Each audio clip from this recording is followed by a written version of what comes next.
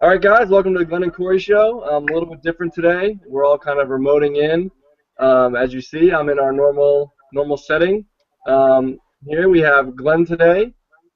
He is in his current location. Um, Andrew, calling us from Florida again, our usual. And um, and Glenn's brother Neil will be helping us today with some NBA talk. There he is. So there he is. All right, so let's get started, guys. We're gonna get started with college football today. No, NBA, NBA. NBA. NBA. Okay, we'll do NBA. So your biggest surprise team thus far, start of the season's been kind of strange. Some high points and some low points for some teams you thought would be there, some you didn't. Yep. Glenn, Neil, why don't you guys start first? Glenn, what do you got? I'll go first, I guess. My team this far is actually Miami. Your biggest surprise. Yeah. A good surprise. I've actually watched a couple of their games, and Andrew, and Neil knows this too. They look incredible. Bosch looks like an MVP right now, man. Yeah. He's averaging 24 and 10. And then Wade's actually still averaging 20, which I didn't think was possible. I don't think he'll keep it up, and he's averaging seven assists. But I didn't think they'd be this hot, at least to start, without LeBron. Right. And they actually beat Washington, who's in first place, good record. Toronto, who's 6-1, and Dallas, three great teams who will all be playoff teams as well, and high-ranked playoff teams. They beat all three of those. And one of their losses was the Rockets, who I think is the best team in the NBA right now. But my surprise is Miami. Yeah, what you got? My surprise team is the Houston Rockets. Okay. Because of last year, you think bad team chemistry, but now I think Dwight Howard's playing like he could be the best center in the league and most consistent center. He's putting up good field goal percentage, decent rebounds. James Harden still at a field goal percentage a little bit low. Mm-hmm. Should get it up a little bit, take better shots. Okay. Still about 25 points a game. But I think they're going to be top team. Could be up number one in a couple weeks. Yeah, they could definitely win the West, dude. All right. That's for Andrew, sure. what you got? All right, I got the Raptors. I mean, it's pretty much obvious they're number one right now. They just got an up-and-coming team. They're just dirty, like, all around. The only thing I don't like about them is that Drake supports them. Haha. Right. I mean, they're just, like, firing on all cylinders. Their big men aren't too good, but they're just, I mean, right now they're unstoppable. So They're playing really well. That's a good pick. not much more to say about that. Neil had something to say. I'll go with a little twist on it. I'll go my biggest surprise team, but with a negative turn. Cavaliers, man. Cavaliers are my biggest surprise. No surprise there. They've been playing as poorly as they have. I don't know. I'm not sure what it is. I know it's going to take a while for those guys to get clicking. I know Dion Waiters has been kind of a point of disagreement for that team, what LeBron thinks of him. We'll get into that a little bit later. But, yeah, my biggest surprise has been the Cavaliers. I had them coming out, guns blazing. So we'll see. We can actually lead right into that Cavs Waiters talk right now, Corey. Yeah, sure. It'd be a good transition. So, yeah, word on the street is LeBron James wants Dion Waiters not only to be benched, but out of Cleveland completely. I'm sure he's not alone in that regard. Glenn, what do you guys think about that? Well, actually, before I'll let Neil talk in a sec, but I found an article, I think it was USA Today. There was a bunch, but I printed this one off. They started the season with Waiters as the fifth guy in the rotation, and I guess is it the Matrix? Who is it? Sean Marion, sorry, as the sixth man. They actually just switched that, but James has come out and said it would be the best for the team if Waiters comes off the bench, which I guess is needed because Waiters is just shooting too much, and Waiters actually came out and agreed with it and said, "That's what I got to do, I guess, to help the team win." But I think in the end, I mean, if this doesn't start working out in a month, I think LeBron just goes right to the GM and says, "Dude, it's either me or him. Get him out of here." Excuse me. Yeah, I agree. I think he will. What do you think? What do you think, Neil?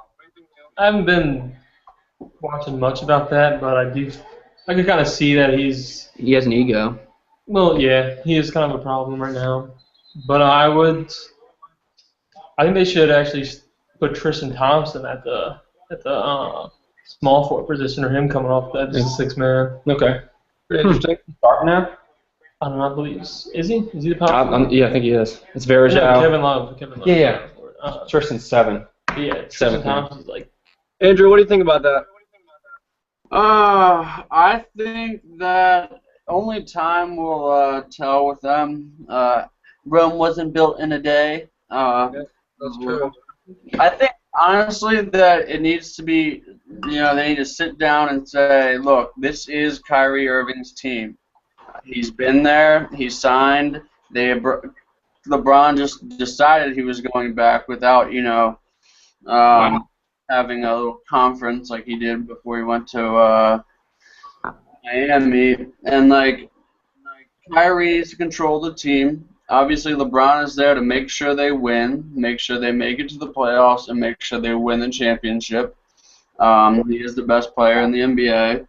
And I think that, if it makes everything better, get rid of him. They could probably get something decent for him, maybe a first or second or third round pick or something. If not, just give it time and let them figure out what they just got to work out the kinks. And what do you think, Corey? I got some stats to throw in there, but what do you think off the top of your head? Yeah, I kind of agree with what Andrew said. Rome wasn't built in a day, and I think LeBron coming into Cleveland said this is Kyrie's team, but I think that's going to have to kind of change. I don't know if LeBron expected them to be in the position they are now. I think that LeBron begins to step up and say, listen, it is your team, but I have more experience. I know what it takes to win, and Deion Waiters is not getting it done. Really what LeBron says goes, especially in Cleveland. That's kind of why he came back. He wanted that control. So, but yeah. Kind of reminds you, just like what happened in Miami 3 years ago when they all first got there. They didn't start too hot. They started 0-2. Remember that? Yeah, it just takes time. It's just gonna have to develop, and they're all gonna have to start clicking eventually. Now, Andrew, you said interesting. LeBron James is obviously the best player in the league, but a lot of people have been talking about Anthony Davis, kind of coming up, saying he may potentially be better than LeBron James, which I don't necessarily agree with. But Glenn and I were touching on this earlier before the show started. Glenn, you want to revisit those thoughts? Yeah. As we were all talking before the show just a few minutes ago, I can see it happening. He's going to be hard to market because he's extremely unattractive. Yes. That is important, but we won't go there right now. It's a separate conversation. But right now he's averaging 25, 13, 5, and 2. He's top 10 in points per game, rebounds, assists, blocks and steals in all 4 of those categories. Only person to do that. Now I think he needs to change markets. He needs to join a different team. Now I do not think he resigns in New Orleans. I think he resigns somewhere else, like the Lakers possibly. Yeah, that's a big part of that conversation too. Is he cannot get it done in his current market. He would need to go to a bigger market.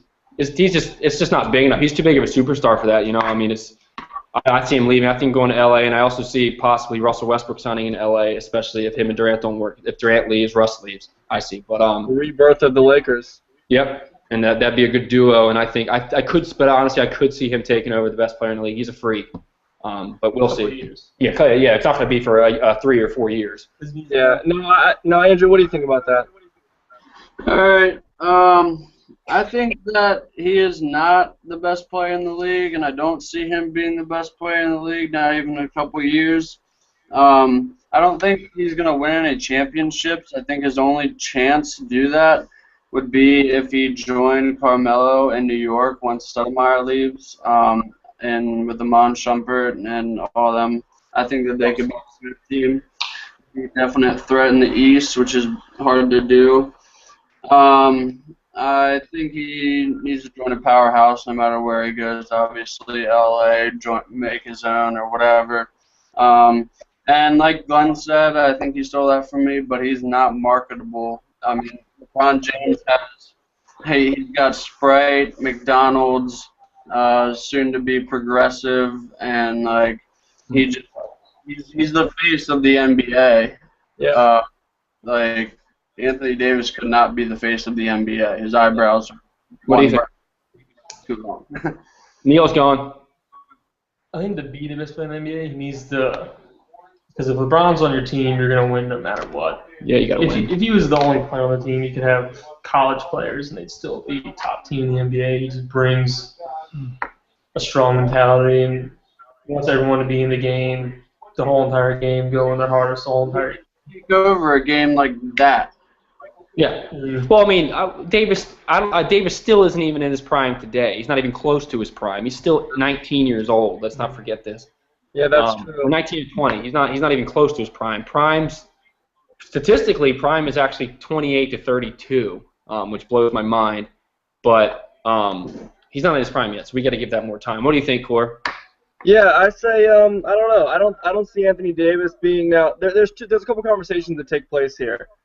Are we saying he's going to be the next LeBron James? Because that's a lot of things that have to happen for that. Not just the way he plays, but as you said, his aura, what he brings to a city, when he goes to play somewhere, everyone comes to see. You know, he is the face of the NBA, not just because he's the best player in the world, but because he's marketable, he's likable, he's very outgoing. You know, he just forward to adjust his play. And in terms of his play, I don't think Anthony Davis becomes the next LeBron James. I don't think he has quite the same athleticism. He's a great athlete, don't get me wrong. He's an outstanding player.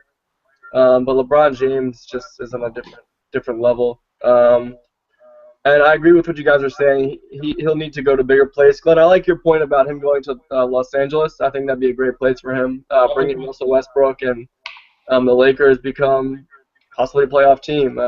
I would probably say no doubt a playoff team. I'd be a fan of the LA move. Yeah, and I guess we'll touch on the last topic. Is just sad topic. I know I hate to see it. Drew does too. We had this conversation earlier. The DRose topic, injured again. He's actually playing tonight, but he's still injured. He's still hobbled right now. It's not 100%. I don't really know what to think of that. I guess I completely agree with what Drew said off the air beforehand. He will always be injured. And it's extremely sad to see because when he was healthy, man, when he won that MVP, I mean, he's just as unstoppable, if not more unstoppable than LeBron, in my opinion. Yep. Now, Derrick Rose, it stinks we may not see him healthy again and doing, you know, it just seems like he can't get on a stretch where he's healthy and playing well at the same time. He goes a few games and has a nagging injury. So, Neil, what do you think? I think it's sort of like the same case as Andrew Bynum, pretty much. If he keeps getting injured, it's gonna be hard for him to give up, but he's gonna eventually just have to accept it. Mm-hmm. He gets injured a couple more times, and he had a good run for a little bit, but he's just gonna have to give it up eventually if it keeps happening. The Bulls are run so well; they've been able to build around him, and it reminds me of Brandon Roy, man. Brandon Roy was so great, and always that's a great point. The Bulls don't even really need DRose. Yeah, I mean, he's definitely a plus, but he definitely is a replaceable player as well. There's other players you could grab that could fill that void pretty well. It doesn't need to be DRose. Andrew, what do you think about that Derrick Rose situation? All right, I think, like I said before, I think he'll never be healthy, what is a shame, you know. I think he's the best point guard in the league, hands down. Better than Chris Paul, better than John Wall, obviously. I agree. But I think he has the best mentality and the attitude of any basketball player I've ever seen, and I think we need to take that page out of his book. He reminds me of Marshawn Lynch on the football field. He gives it all, every play, every down, you know, and that's probably his biggest downfall as well. You know, that's how he gets hurt. He just gives it too hard. He plays too hard. Yep. Yeah. I'd say that it more sounds like Westbrook almost, because Westbrook's, even when he's injured right now, but when he's not, that dude just doesn't stop going. Yeah, go. I think he's better than Derrick Rose at his finest. Yeah, you can't go wrong. That's the whole conversation there. It's just sad. It is sad to see Derrick Rose. You know, as basketball fans, you always want to see the best players reach their potential, and the best players playing at the highest level, especially against one another. So it sucks that we may not see that. I know I've been waiting a few seasons now to see him just destroy the league and have his way, but may not happen. Let's take a 180 here, guys. Let's go into the NFL. There's a lot been happening. Two topics we have for today's show. First of which is Arizona for real? Drew, you want to start? Playing pretty well. Andrew, what do you think? All right. Yes, I do think Arizona is for real. I think they are really real. I like your opinion on this. I do, Drew. I really like your opinion on this. Say it. And I think that even with their injuries, which are, big injuries, big injuries, especially their defense. And like I said before, Carson Palmer, he's good and all, but I don't think he's never consistent except for this year. He's been kind of consistent. He's always getting hurt. I can't believe they re-signed him, which is terrible. I agree with that. I think if they had a fully healthy team, their whole defense and everything, and Drew Stanton in as a quarterback, I think they would be a lock to be in the NFC Championship. Well, saying that, Drew, I'm going to ask you that. With the current state of the team right now, where do you think they can get? How far? Right now, with the injuries and everything. It's hard to say. I think they'd take a wild card spot, believe it or not. Really? They fall that far? They're 3 games up in the division. Yeah, no, I just see that division coming up, though. Yeah, I agree. I can see it. If not, they'll take the division. But Andre Ellington is so consistent. I love him. I've been trying to get him on my fantasy team, but that hasn't worked out. And their defense, even being injured, is just fucking freaking awesome. Sorry. I can't imagine. I can't imagine them going down and tanking like anything at all. So yeah, that's what I gotta say. Go Arizona. So if you guys had to rank your team that are in the NFL right now, let's say top 5, your power rankings, who are they? Drew? Start. I'll go first. My power rankings have Denver in first place. Even though Ronnie Hillman's out for the next 2 weeks, they'll figure out a way to win without him. Like they did with No Sean Moreno and with Monte Ball. Second, I have New England. They're always good. That's why they're consistent. They have Bill Belichick, Annapolis rep. Third place is Green Bay. Obviously, they are so dominant. They have that division on lock. Number 4, I have Arizona. And number 5, I have is the Chiefs, actually. Okay. And what do you got? All right. I have the 4 best quarterbacks in the NFL, my top 4, and then I have a 5th team. 1 is the Pats. 2 is the Broncos. I think those 2 are, bar none, the top 2 teams in the NFL. You can't beat Brady Manning in the playoffs. And then Packers are 3. Drew on that. And then Indy is 4. Those 4 quarterbacks are the best quarterbacks in the NFL. Brady, Manning, Rodgers, and Luck. And then 5, Cardinals and Chiefs. I mean, the Cardinals are 8-1, yeah, but I don't trust the quarterback. I trust everything else. I trust the system that Arians runs, the head coach. He puts them in situations where it's hard for them to fail. Easy on the court. I agree with that. But the Chiefs are also they're just such a sound football team, especially if they can. I guess it's not going to be possible for them to get a home field advantage game, but I'll go with the Cardinals 5. So. What do you think? Neil, what's your top 5 power rankings? NFL? Say the Pats are number 1, and I want to go with the Packers for 2, just because of I didn't think they were as strong as they were, but last night they just absolutely embarrassed the Bears. And Bears don't have a bad team. Their defense is iffy, but their offense is pretty damn good.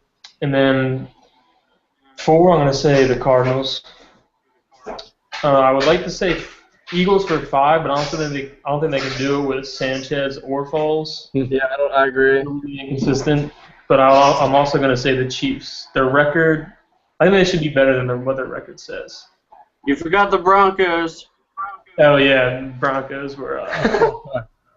Yeah, can't forget the Broncos. They're playing some of the best. Yeah, well, he's got. Yeah, I guess he has the. Well, we all have the same top 5. What about you, Corey? You got 5? You want to do it? No, I'm gonna skip ahead here. I got some battery issues going on over here with my laptop, so We're gonna skip ahead. Go get your charger. Grab your charger, man. Okay, 1 second. Let me get my Yeah, charger. take your time, bro. What should we talk about while he's gone? Hmm? What should we talk about while he's gone? Nothing. Let's let it go. Next is. All right, so hey, Glenn, So, do you think Detroit has a shot who? at Detroit? Oh, good question. Yeah, that's one of our. They're like 7-2. Yeah, they're 7-2. They're right. They have the same record as the Broncos and Patriots. No, I do not. That's Stafford's. I mean, yeah, they're great and whatever. They actually have the number one defense in the NFL all across the board. Pass and rush D, points scored, points allowed. I don't trust Stafford, dude, and I'd be shocked if you disagree with me. What do you think? No, I don't think they have a shot. Green Bay has the division, and that wild card's gonna be tough. But I do actually like Stafford, and now that Megatron's back, I think that I heard a debate today. Who would you rather have, Megatron or Dez Bryant on your team? And I was like, wow, that's a pretty tough decision. I think they're good. Their defense is definitely, underrated, being the top. But I just don't think they have a shot. I do like Jim Caldwell, but I just don't think they have it. And that's interesting because prior to the show, Glenn and I were discussing the topic. I believe, Andrew, you were in here for this too. Dez Bryant wants a new contract in Dallas, but Dallas seems a little afraid to give it to him. And on the Callan Cowherd show this morning, they were talking about it, and he brought up the point, would you trade him right now for a first-round draft pick? Well, yeah, it's a good point. Like, Dez has so many off-field issues. The Cowboys want to sign him to a huge contract, but they won't give him any guaranteed money at all because on ESPN this morning they were showing he's this season only he's had 6 police calls, 911 calls to his house. Really? Yeah, about random shit, harassment, like a baby crying, some other stuff. Maybe he was locked in the car. Oh yeah, well, then that's even worse. But Howard was asked the question right now: would you, if you could get a first-round pick for him, would you trade him? I'll go first. Right now, if I'm in the Cowboys' current situation, I guess I wouldn't trade him because Romo's. For some reason, I don't know why I'm saying this because I don't believe this, but I trust him a little bit right now. Shocker. I trust the philosophy. I trust the running game. But why I would trade him is when's the last time a major receiver won a Super Bowl? Well, a receiver doesn't win Super Bowls for you. It's about your quarterback. Your quarterback distributes the ball. Look what Brady did, dude. He won Super Bowls with the 1 year he had Moss. He blew up. Dez Bryant isn't going to win a Super Bowl. Megatron's my favorite player. The Lions drafted him. What have they won since they got him? You have to have somebody get him the ball. So I would. If my team didn't have a franchise quarterback, Super Bowl winning caliber quarterback, I would trade him, get the pick, and use that pick to draft somebody that I believe would. And if that doesn't work, I keep drafting until I get that quarterback. But right now, if I'm the Cowboys, I don't trade him. What do you think, Neil? Right now. It kind of maybe also comes down to a money issue. I don't know. Aren't they about to re-sign Murray to a huge contract? Probably, yeah. Yeah, I heard that as well, yeah. Yeah, if you do trade him, like you said. And I don't know, maybe depends on really what they want.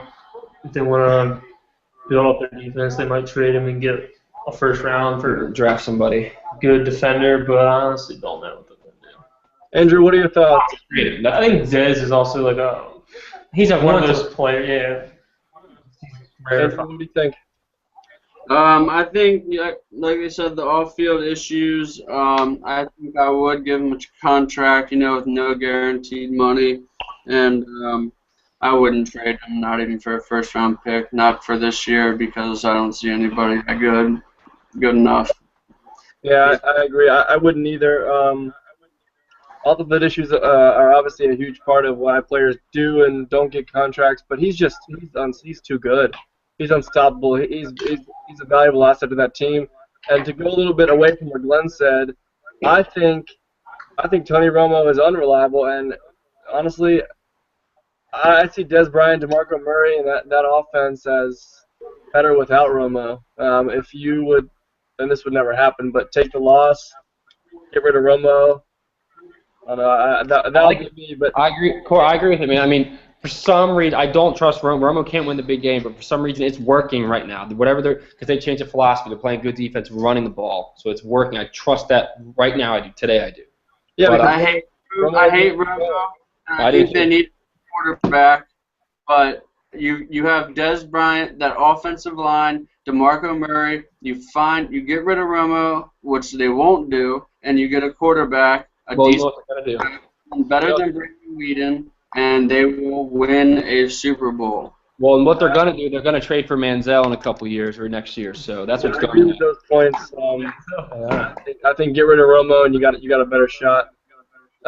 Let's talk some English Premier League soccer. Big weekend. Andrew, you want to go ahead and start?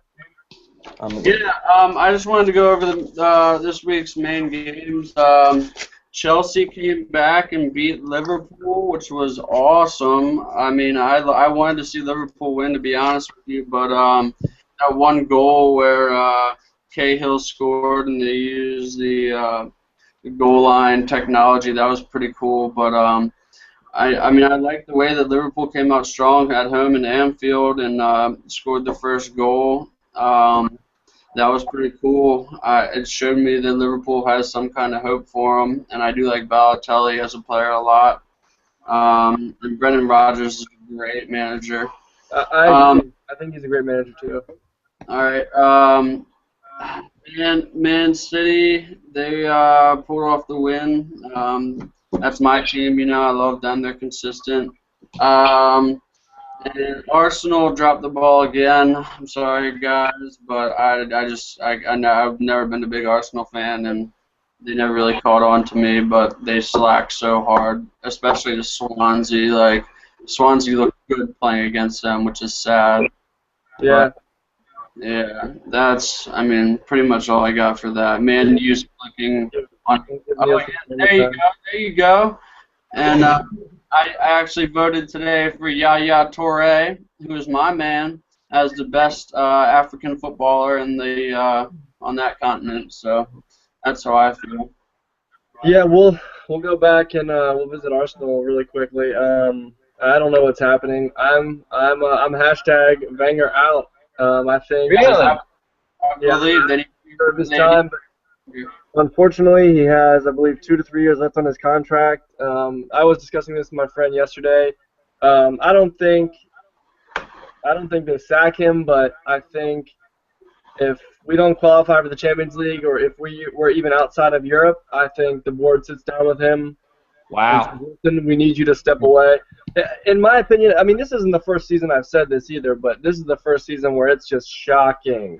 I mean, bringing in the talents with the likes of Alexis Sanchez and granted we have injuries, but I mean Alexis Sanchez doesn't deserve this kind of play. I mean we look like a youth team, a Sunday league team out there, and to drop points and not only against Swansea, but to have Anderlecht come back from 3-0 down at home to tie is just it's shocking. So I was discussing this yesterday too. I think that I'm kind of hoping for poor results now because it'll force us into action. Either something happens with Wenger or we make big signings, but something needs to happen and fast because it's not working. I saw Hummels wants to move to Arsenal. Yeah, I saw that too. He's favored to move over United to Arsenal, but you can never trust. You can never trust what the papers say. Sometimes these players are just saying that, so United will offer him more, or that Dortmund will offer him more. These guys say they want to go to Arsenal, so Chelsea will swoop in and give him a big contract. It's just all mind games. I don't see Hummels coming to Arsenal, which would be a great signing. But our biggest thing is we've never replenished the players we've sold, and I've said that before. I'm not going to go through that again. We've never brought in the players in the positions that we've gotten rid of. You guys have anything else? No, good. We got college football. College football. Do you want to do that? Yep. Yep. You guys touched on the top 4 teams. All right. We're at like 30 minutes. Yeah. Yeah. I guess we should wrap it up then. Oh no, I kind of want to touch on this real quick if you don't mind. Sorry. Yeah, go ahead. Drew, top 4, quick, give them. Top 4 right now, Mississippi State, then FSU, then I have Oregon, and then my 4th is either Arizona State or my boys Nebraska. What? All right, fair enough. That's horrible. All right, I have Alabama 1. 2, I'm very high on this team, which is TCU right now. 3, Mississippi State, can't go against them, Drew. And then 4, I have Oregon. I don't like Florida State at all. Still don't, never have. You can't deny them. I got a question for you, Drew. About TCU. I think they're playing really well right now. You can't deny it. But the problem is they just had 2 great wins against number 20 at West Virginia, number 20, and then crushed number 7 last week, Kansas State. But they finished so weak. They played Kansas, Texas, and Iowa State. It's going to hurt them at the end of the season. And a horrible team. Yeah. So the Big 12 doesn't have a championship game, so in my opinion, that's going to crush their chance to get into the Final Four. Because what they might be in there now, like the rankings come out tomorrow night, they'll be in there now, but they're just going to be sitting there, and they don't play anybody good to keep themselves in there. So I think they're going to be booted in the end, which stinks. What do you think? Do you think that'll kick them out, not having a championship game and finishing weak? Yeah, I think that it would benefit them to have a Big 12 championship. That way it would display their abilities if they are good enough. I don't think they are. That's why they're not in my top 4. Okay. I think that if I just don't think that they have what it takes to be in that top 4 because there's 2 good teams. All right, and then next, I forgot where I put my article. I guess I left it upstairs. Oh, no, here it is. Now, this I read an article on, which is crazy. I talked to Core about this earlier. Core agreed with me that there is a chance that no SEC teams get into the playoff, which is horrible because Corey said it perfectly earlier. If mathematically they can't get in, that means the top 4 teams are not in there because there's at least one SEC team that is one of the best 4 in the country, probably 2. Of course, I said it perfect earlier. Now, the way that would happen, Drew and Core, for listening, Alabama would have to beat Mississippi State this weekend coming up. Then Alabama would also have to lose to Auburn. And then Mississippi State would have to lose to Ole Miss the last game of the season. That way, all teams in the SEC West would have 2 losses. And then on top of that, if the SEC West winner loses to the SEC East winner, I know this is a lot for you, Core. That means the winner of the SEC loser, or the top team in the SEC West would have 3 losses, and the SEC East is so weak nobody would get in. What do you guys think of that? You two, Core and Andrew. No teams in the SEC getting in. What's your opinion on that? Let me start. But basically, just for those who don't know college football too well, what Glenn just described was the best conference in college football, arguably, has a situation that could come about where basically all the teams sort of beat each other in a way where none of them go into the college football playoffs, which would be terrible for ratings from a standpoint. Also, it would just make for not as good a game as could potentially come about. So with that being kind of broken down, Andrew, what do you think?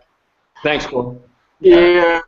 I think that it's more likely that there are 2 teams in. I agree. Yeah. Obviously, I just don't see that series of events happening. So It's a long shot, but it's a possibility. That's why it's intriguing. It is a possibility. it is a possibility, but it's a long shot. So no, I don't agree. All right, well, fair enough. Good answer. All right, and lastly, for the court, finish it up here. Heisman, Drew, who do you got? I guess just rank a few. There's Let's some do top 3. ones. Who you got? And if you had to pick one to win it, pick them. All right, so I did 4. My number 1 is Marcus Mariota. He's too consistent not to win. I think he should. Second is Dak Prescott. You know, he's dirty. He's like a Tebow. Yep. Melvin Gordon Jr. I like him a lot as number 3. But like I said before, maybe Duke Johnson keeps showing up every week. Every week. Just had a 90-yard touchdown last week and broke that record. He's going to be the best running back that has ever come out of Miami, better than Portis and better than Willis McGahee. Frank Gore. And Frank Gore as well. But no, and Edgerrin James. But I mean, there's no way he's gonna obviously win. But I do think that Mariota takes it, either Mariota or Prescott. But Mariota. Cordy, you went in on this? No, go ahead. You guys can go ahead. All right, I got let's see. I'll go. I'm no particular order. Prescott's in for me, #1 team in the country, and he's still playing flawless football. And he played a cupcake game last week against a cupcake team. And then I had Mariota in it too. They are killing it. They're probably the best team in the country right now. If you're going to play a team on neutral field, them or Bama. But Mariota's a leader, and it's about time he gets a Heisman because he's been in the consideration for 3 years now. Then I also have Amari Cooper. I hate to say this because he got a BS touchdown against my Tigers on Saturday that broke my heart. But he produces numbers every single week. At 8 catches for 83 yards, a touchdown against LSU. And my #1, though, I'm going to rank this one. #1 to me is Trayvon Boykin, the quarterback for TCU. He's throwing for 2,700 yards, 23 touchdowns, and he's brought TCU out of nowhere, and they have had a tough schedule. I think no-brainer for me. I think Boykin, but again, they don't. He has a chance to win it because they have such an easy schedule on the last 3 games, and he can put up. All right, guys, thank you. All right, Andrew, thank you.